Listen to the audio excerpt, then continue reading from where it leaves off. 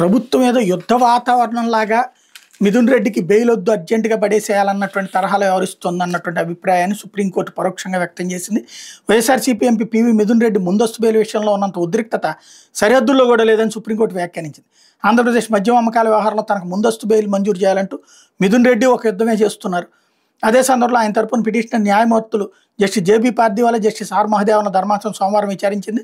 ఈ సందర్భంగా ఇరుపక్షాల తరపు సీనియర్ న్యాయవాదులను ఉద్దేశించి జస్టిస్ పార్దీవాలా ఆసక్తికర వ్యాఖ్యలు చేశారు. ప్రభుత్వం పక్షాన ముకుల్ రోహిత్గి, సిద్ధార్థ లోద్రా, పిటిషనర్ పివి మిథున్ రెడ్డి తరపున అభిషేక్ మను సింఘ్వి, ఎస్ నిరంజన్ రెడ్డి వాదనలు వినిపించారు.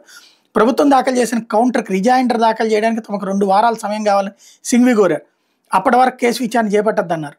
కౌంటర్ దాఖలు చేయడానికి ప్రభుత్వానికి ధర్మాసనం 3 వారాల పాటు గడువు ఇచ్చిన బెయిల్ పిటిషన్ రోహిత్గి వ్యతిరేకిస్తున్నారని ధర్మాసనం దృష్టికి తీసుకొచ్చారు. తమ కౌంటర్ అఫిడవిట్ ఇవ్వకుండా ప్రభుత్వం తరపు న్యాయవాదులు ముందస్తు బెయిల్ను వ్యతిరేకించడం ఎంతవరకు సమంజసమని ప్రశ్నించారు.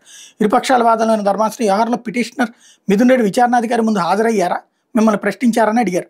ఇప్పటికే విచారణకు హాజరయ్యారని నిరంజన్ రెడ్డి చెప్పుకొచ్చారు. అనంతరం మిథున్ రెడ్డి దాఖలు చేసిన ముందస్తు బెయిల్ పిటిషన్ విచారణ సుప్రీంకోర్టు 2 వారాల పాటు వాయిదా వేసింది. తదుపరి విచారణ వరకు ఆయన అరెస్ట్ చేయొద్దంటూ గతంలో ఇచ్చిన మధ్యంతర రక్షణ ధర్మాసనం కొనసాగించింది.